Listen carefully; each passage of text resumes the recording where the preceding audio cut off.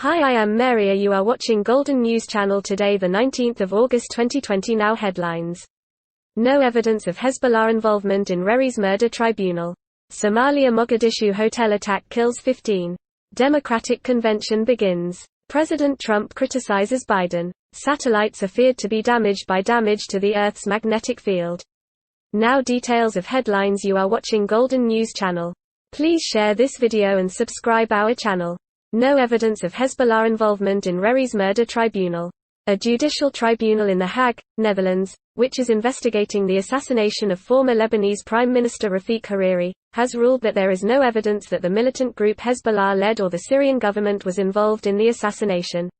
Found: former Lebanese Prime Minister Rafik Hariri was killed in a bomb blast in Beirut on February 14, 2005.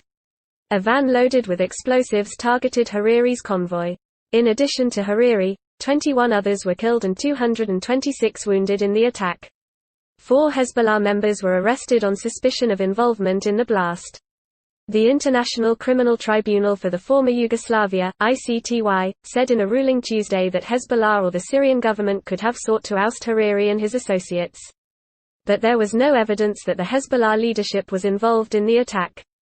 Special Court Judge David Ray read out a 2,600-page summary of the verdict, saying there was no evidence that the Syrian government was directly involved in Hariri's assassination.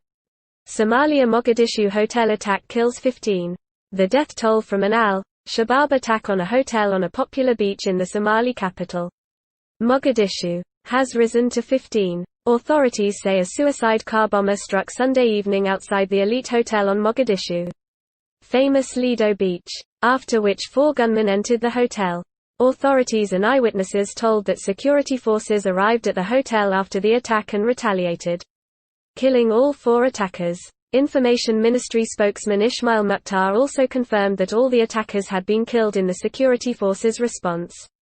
According to the spokesman, security forces during their operation rescued more than 200 people trapped in the hotel from the building, including former minister and hotel owner Abdullahi Mohammed Noor.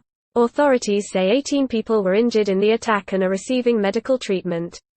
Mohammed Ibrahim Moalem, head of the Somali Journalists Union, was also outside the hotel at the time of the attack. He told Somali Service that he and his friend Abdul Razak Abdi were sitting outside the hotel when the car exploded and the attackers opened fire.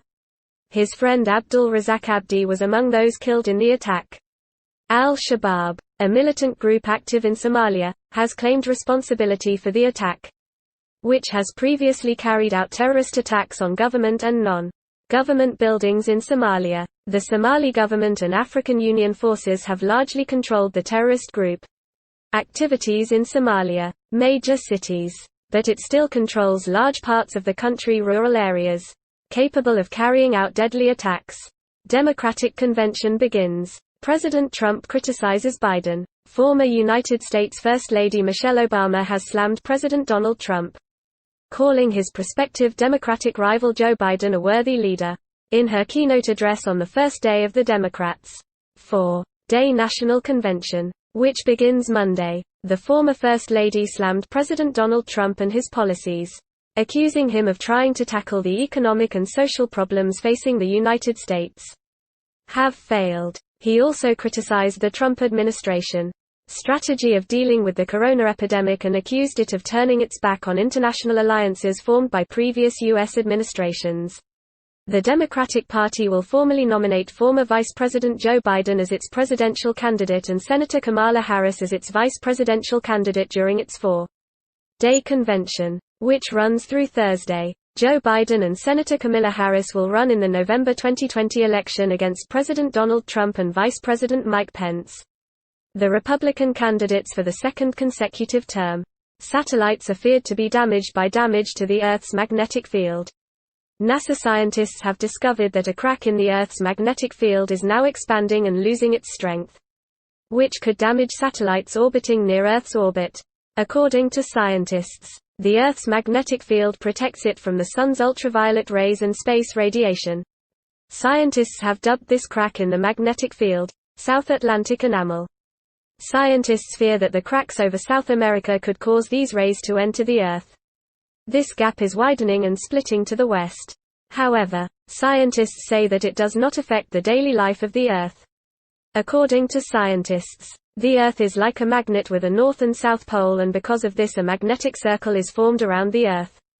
Thanks for watching Golden News Channel. Please subscribe our channel and share this video. Have a nice day. Goodbye.